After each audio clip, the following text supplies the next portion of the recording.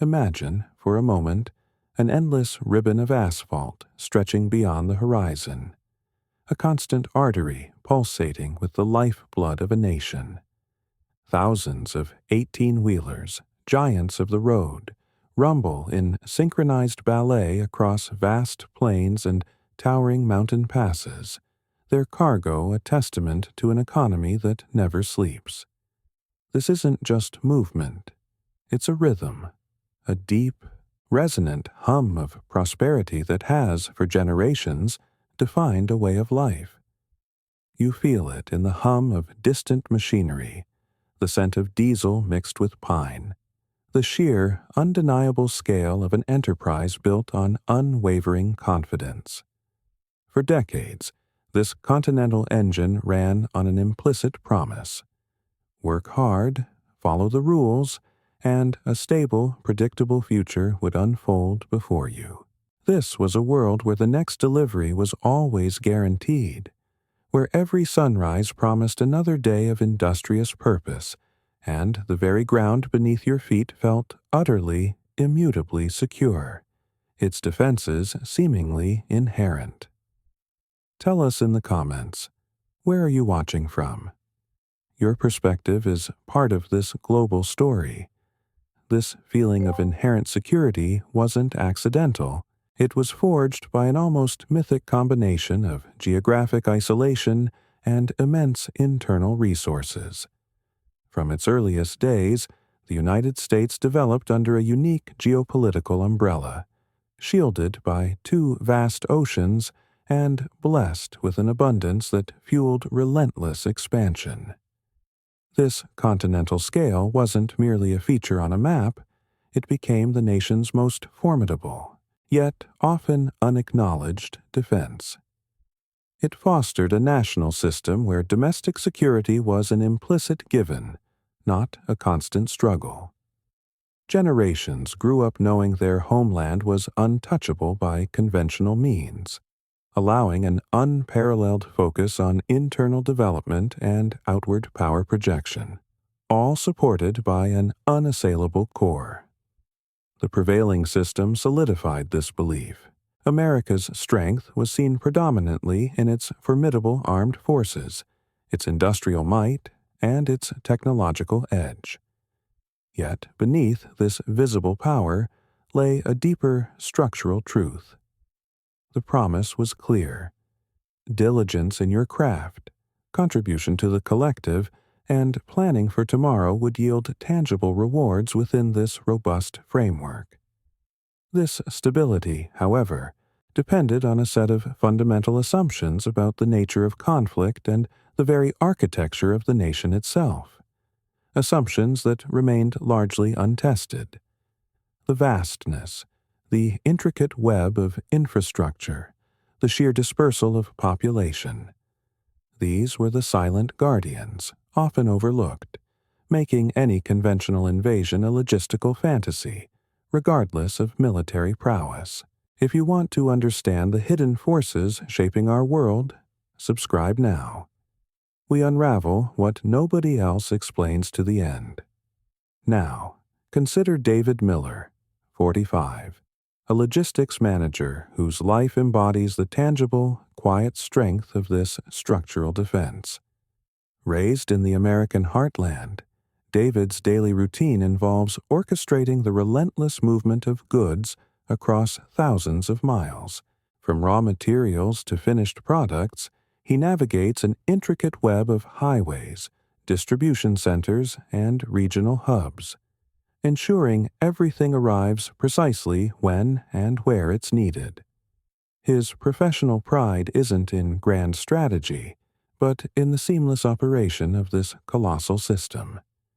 He sees his work as maintaining the nation's true backbone, a silent, vital network that allows the country to breathe, to grow, and to project its influence, a mirror reflecting the viewer's own connection to this vast, interconnected reality. David, like many, firmly believed in the fundamental resilience of this American system. He experienced its physical capacity firsthand every day. The millions of miles of roads, the interconnected power grid, the dispersed industries, the sheer number of people making it all work. This wasn't merely military strength. It was the sinews and bones of a continent made functional. What few understood, what remained a whisper beneath the roar of daily commerce, was that this perceived invincibility to direct invasion stemmed not just from advanced weaponry, but from these profound, almost immutable structural advantages. This stability, this predictable flow, rested upon foundational elements that, while ever present, were never truly challenged in a way that revealed their ultimate defensive power. But what if this deep-seated belief, this quiet confidence in an unassailable homeland, was rooted in a profound misunderstanding of its true nature? What if the stability you witnessed, the prosperity you experienced, depended on a set of assumptions about warfare that were never rigorously tested against the sheer physical reality of a continent? The very idea of invasion has historically been framed in purely military terms, a clash of armies and technologies. Yet, this view misses the most crucial, overwhelming barrier. This isn't fiction. This isn't a hypothetical scenario from a distant future. This is consequence.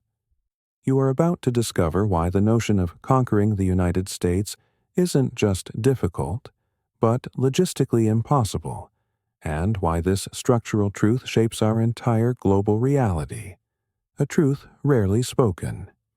You see, the unchallenged global dominance of the United States, stretching from the mid-20th century, presented a profound and persistent strategic puzzle for its rival powers. Their initial response was not irrational. It was a calculation based on the prevailing understanding of military strength. They decided to confront American influence head-on by developing doctrines and forces specifically designed to challenge its global reach. This decision, at the time, appeared to be the only modern, inevitable course of action. It was a commitment to matching visible power with visible power, a seemingly logical step in a world where military might dictate the terms of engagement. They believed that by building up their own formidable armies, navies, and air forces, they could eventually level the playing field, or even gain an advantage, through direct conventional confrontation. This was their chosen path to assert their own strategic relevance. This strategic choice, made in distant command centers, wasn't about subtle maneuvers. It was about brute force. Adversaries poured immense resources into replicating and surpassing American military capabilities, focusing on troop numbers, advanced weaponry, and the sheer scale of their naval and air power. Their war games and simulations centered on conventional invasion scenarios, envisioning grand land assaults and decisive sea battles. They saw the challenge as a purely military one, a contest of technologies and numerical superiority. Their planners, fixated on these hard power metrics, projected a future where a direct, head-to-head confrontation was not only possible, but necessary to curb U.S. hegemony.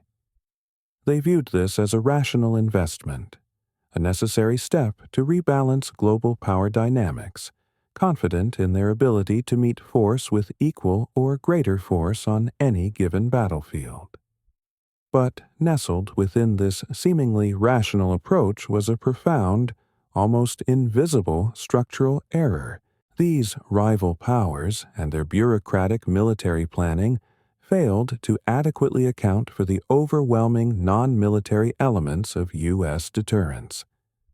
They overlooked the raw physical reality of the continent itself, its vast geography, its intricate web of infrastructure, the sheer dispersal of its population. Their strategic hubris, a common affliction among those focused solely on hard power metrics, blinded them to the unique, almost immutable advantages that rendered traditional invasion scenarios logistically impractical. This wasn't merely an oversight. It was a fundamental misinterpretation of what truly constituted American strength, an insidious flaw that began to erode their entire strategic premise without them even realizing it. As these ambitious plans moved from abstract theory into detailed logistical modeling, the first subtle cracks began to appear. The logic of a purely military solution, once so compelling, started to falter when confronted with the sheer, unyielding scale and complexity of the American continent. David Miller, meanwhile, continued his daily orchestration of goods, seeing the nation's true backbone in every mile of highway and every hum of distant machinery. He observed the public discourse, still largely framed around military budgets and specific weapon systems, with a growing sense of frustration. It felt like a fundamental misdirection, a constant missing of the point, as if the obvious truth was deliberately being ignored by those who claimed to understand security. This unfolding narrative reveals how decisions, seemingly correct at their inception, can ripple through time, creating profound, unforeseen consequences. If you want to understand these hidden forces shaping our world, subscribe now and join a community that unravels what nobody else explains to the very end.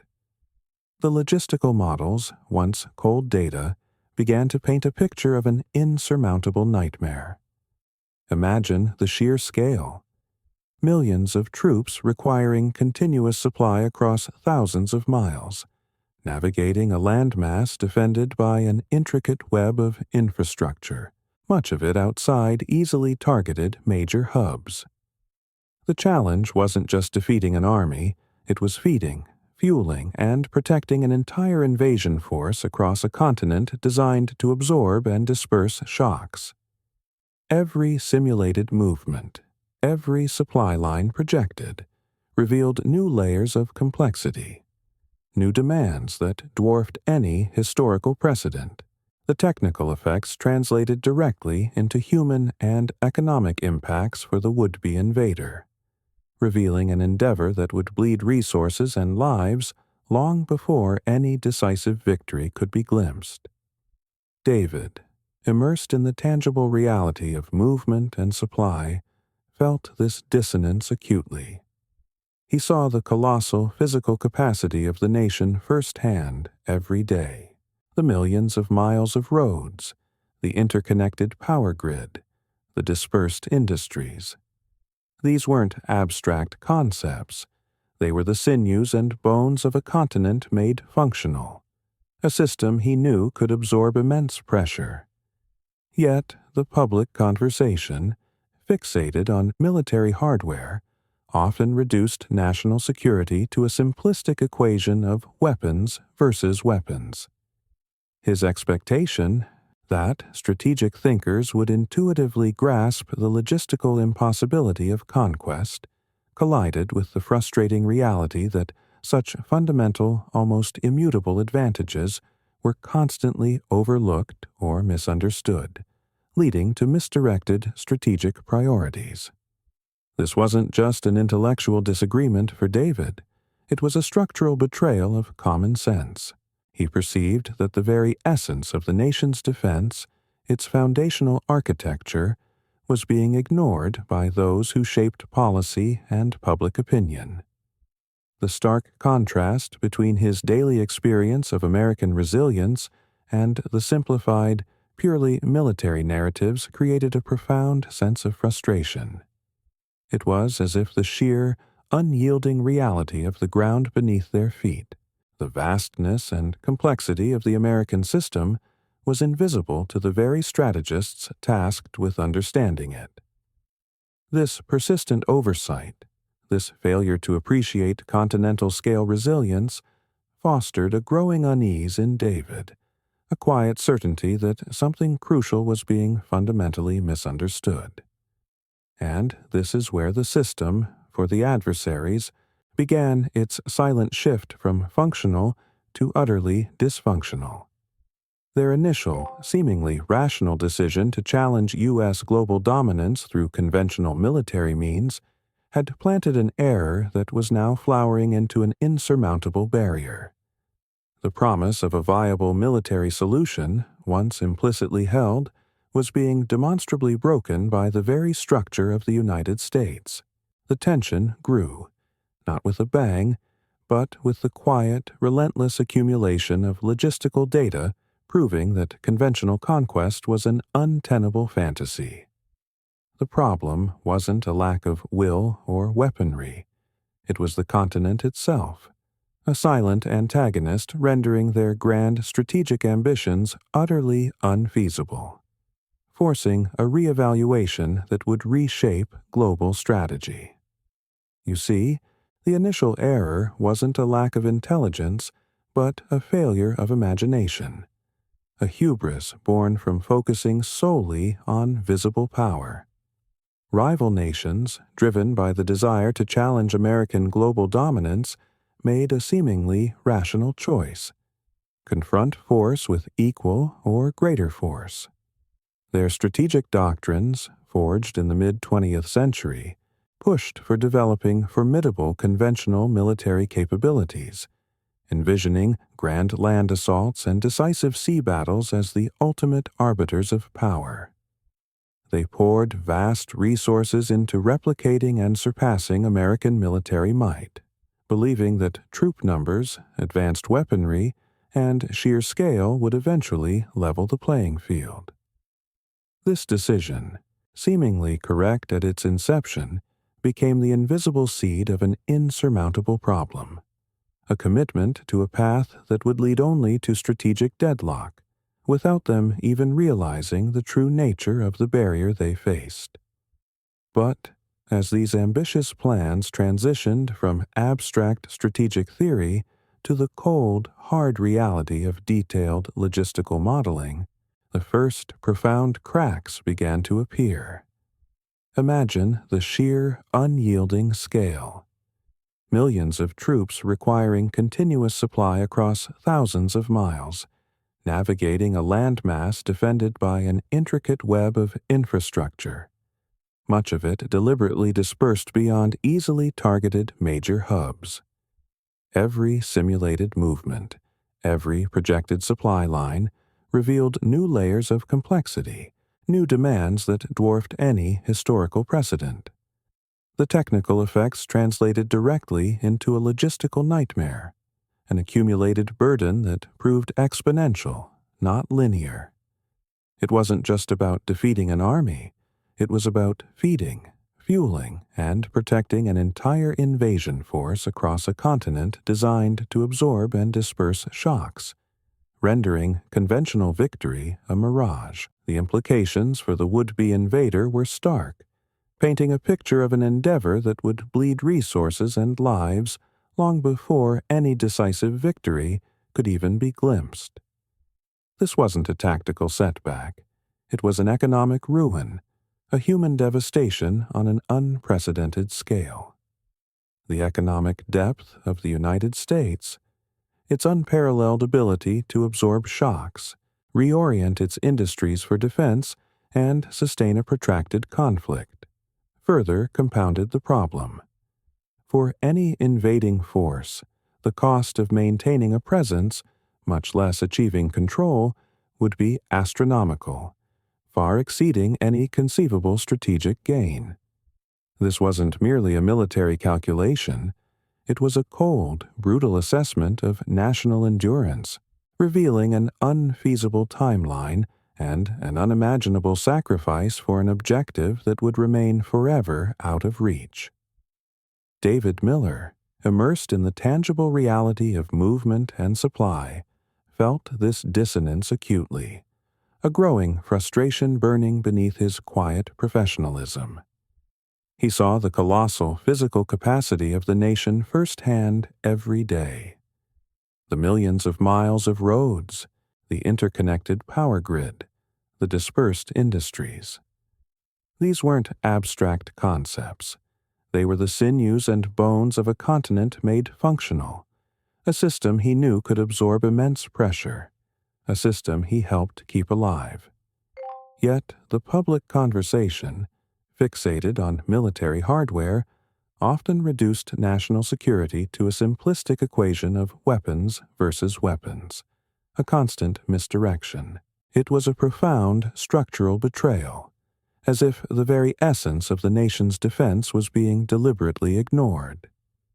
His expectation that strategic thinkers would intuitively grasp the logistical impossibility of conquest collided harshly with the frustrating reality that such fundamental, almost immutable advantages were constantly overlooked or misunderstood. This persistent oversight, this failure to appreciate continental-scale resilience, fostered a growing unease in David. The predictability he cherished, the belief that diligence and merit would secure a stable future, felt increasingly fragile as the public discourse continued to miss the obvious. It was a quiet certainty that something crucial was being fundamentally misunderstood, a silent erosion of the common sense he relied upon, making his professional pride feel less about strength and more about a desperate, unacknowledged holding action against a profound ignorance. If you want to understand the hidden forces shaping our world, subscribe now. We unravel what nobody else explains to the end. The true antagonists, you understand, were never individual villains or nefarious leaders. Instead, they were the abstract systems and strategic doctrines themselves, born from a profound misinterpretation of American defense. Rival nations, fixated on a purely military calculus, crafted entire strategic playbooks around conventional invasion scenarios, ignoring the overwhelming non-military deterrence that underpinned U.S. security. Their planners, ensnared by the allure of hard power metrics, failed to see the continent itself as the ultimate fortress, an antagonist far more formidable than any army. This wasn't a malicious oversight, but a systemic blindness, a bureaucratic inertia that prioritized visible, quantifiable military assets over the invisible, unquantifiable resilience of a vast, complex nation. These military planning bureaucracies, operating within their own rigid frameworks, consistently failed to adequately account for the sheer geographical realities, the vast infrastructural scale, and the dispersed nature of the U.S. population in their assessments. Their models assumed a battlefield, not a continent. This fundamental flaw extended to certain geopolitical analysts and policymakers, both domestic and foreign, who persistently prioritized abstract military power indices, like troop numbers or missile counts, over the concrete, physical realities of continental scale. Ultimately, the antagonist was the pervasive misunderstanding, or perhaps the willful underestimation, of the structural deterrence that made a conventional invasion of the United States not just difficult, but strategically unfeasible. It was a battle lost before it even began, fought against an opponent they refused to truly acknowledge. Then came the critical decision key, the undeniable point of no return. After years of extensive simulations, reams of logistical modeling, and countless war games, the strategic planners of rival powers arrived at an unequivocal, chilling conclusion. A conventional invasion of the continental United States was not merely difficult. It was logistically impossible at any scale that would achieve decisive victory. This moment represented a stark, sobering realization.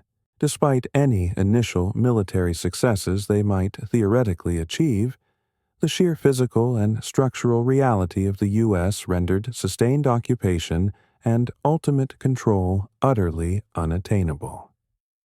The dream of a triumphant military conquest, once a guiding star, dissolved into the cold light of unyielding data, leaving only the bitter taste of strategic futility.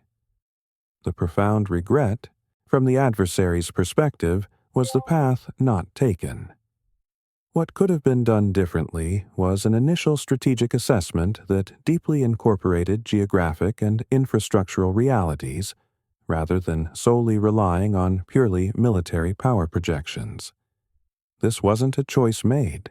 It was a failure of vision, a combination of strategic hubris, an exclusive focus on hard power metrics, and a fundamental inability to appreciate the unique continental-scale resilience of the U.S. The cost of opportunity lost was immense. Vast resources, precious time, and invaluable strategic focus diverted for decades towards an unachievable objective, rather than pursuing more feasible geopolitical strategies that acknowledged the true nature of American strength. From that point onward, the strategic playbook was irrevocably rewritten. Conventional invasion of the U.S. was removed permanently from the realm of viable options. The very architecture of the continent, once merely a backdrop, became the unbreachable wall, forcing adversaries to fundamentally redefine their approach to global power. No longer could they dream of territorial conquest. Instead, they were compelled to consider only asymmetric, economic, or cyber warfare tactics. None of these, however effective in their own right, could ever achieve the decisive territorial control that conventional invasion promised. The point of no return wasn't a single battle. It was the quiet, undeniable victory of geography and logistics over pure military ambition. You might wonder if these insights are merely theoretical, a complex intellectual exercise. But the proof, like the continent itself, is vast and undeniable. Look at history. The United States has not suffered a successful conventional invasion of its continental territory since the War of 1812, an event limited in scope and ultimately repelled. This isn't coincidence. It's consequence. What you observe now are the ripple effects of that logistical impasse. Rival powers, once fixated on grand military confrontations, have visibly pivoted. Their strategic doctrines no longer speak of marching armies across American soil. Instead, they whisper of cyber intrusions, economic pressure, and proxy conflicts. This shift isn't born from a sudden change of heart, but from the cold, hard logic of an unyielding map, a reality that reshaped their entire approach to power. This reorientation is not speculation. It's a strategic admission, validated by analyses often gleaned from the very think tanks of adversarial nations. These internal documents, sometimes leaked, consistently highlight the insurmountable logistical hurdles that render direct military conquest an exercise in futility. They detail the catastrophic resource drain, the unfeasible timelines, and the certainty of a protracted quagmire. Domestically, you see this resilience in action every day. Critical industries, essential infrastructure, and even vast swaths of the population remain deliberately dispersed across the immense landmass. There is no single nerve center, no vulnerable point whose collapse would bring the nation to its knees. This isn't an accident of development, it's an inherent design feature, a silent, powerful confirmation of a structural defense that defies conventional military logic and solidifies the true nature of American strength. The implications of this structural invulnerability extend far beyond mere defense. They fundamentally redefine America's place in the world.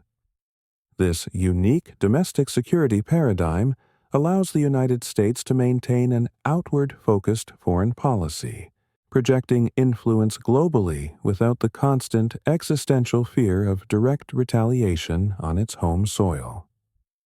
While other major powers must always factor homeland defense into their strategic calculus, the U.S. is largely insulated from this primal concern. This isn't to say it's without threats, but their nature, cyber, economic, asymmetric, is constrained by the continent's physical reality. It reinforces the nation's role as a global hegemon, its core territory an unassailable bastion, free to maneuver on the international stage in ways no other nation can truly emulate, profoundly shaping its military doctrine and global strategy, a privilege few truly grasp. Yet, this very insulation carries its own subtle risks. Future generations, growing up with this inherent security as an unacknowledged birthright, may come to take it entirely for granted. This deep-seated confidence, while fostering an entrepreneurial spirit and a self-reliant economic model, could also breed complacency regarding other, more insidious forms of threat that do not involve armies crossing borders. The structural reality irrevocably transforms the concept of military power itself, demonstrating that scale, organization, and geographic dispersal can be far more formidable than sheer firepower alone. The traditional metrics of military might, once the sole arbiters of strength, become secondary to the unyielding reality of a continent designed to absorb and defy conquest. This is a quiet strength, often unseen but profoundly impactful. If you want to continue unraveling the deep, often invisible forces shaping global strategy and understand how these structural realities will play out in the coming years, subscribe now. We are here to connect the dots, explain the unspoken, and prepare you for the next wave of transformations that others simply miss. What this journey has revealed is a profound lesson. True national security is not merely a function of military might, of tanks and battleships and fighter jets. It is an intricate tapestry woven from immutable geography, vast, interconnected infrastructure, a dispersed and resilient population, and deep economic self-sufficiency. You have seen how these elements, often overlooked in simplistic analyses of power, coalesce to form an impenetrable barrier. It reveals a universal pattern, that the most formidable defenses are often those embedded in the very fabric of a nation's existence, rendering them impervious to purely military solutions. This understanding challenges the conventional wisdom that power is solely about weapons or troop numbers, shifting your perception of what truly constitutes national strength. This isn't just about one nation, it's a blueprint for understanding the world itself. This has offered you a crucial lens through which to interpret global geopolitics, to predict the strategic behaviors of nations, and to appreciate the often invisible forces that shape the world order. When you grasp that some battles are won not by fighting, but by the sheer, unyielding reality of the ground itself, your perspective on conflict, influence, and deterrence fundamentally changes. You begin to see patterns in history and anticipate future shifts, realizing that the most powerful constraints on global actors are often not military, but structural. This redefines what strength truly means on a national scale, moving beyond the superficial. You now understand that the United States is uninvadable, not because of its military alone, but because of its very design, its continental architecture, and the deep resilience of its society. This knowledge fundamentally redefines what strength truly means on a national scale. It shifts the focus from visible armaments to the invisible, underlying foundations that enable a nation to absorb shocks and defy conquest. This isn't just a historical anecdote or a specific case study. It is a universal principle that applies to any entity seeking true, enduring security. You can now recognize this pattern in other contexts, seeing how geographic isolation or infrastructural depth might equally constrain or empower nations globally, revealing the hidden logic of power dynamics. The story of America's uninvadability is thus a testament to the power of the inevitable. It illustrates that some truths are so deeply embedded in the physical world, so profoundly structural, that no amount of strategic ambition or military might can overcome them. You have been guided through a logic that is both undeniable and inescapable, revealing why certain futures are simply impossible and why others are predetermined.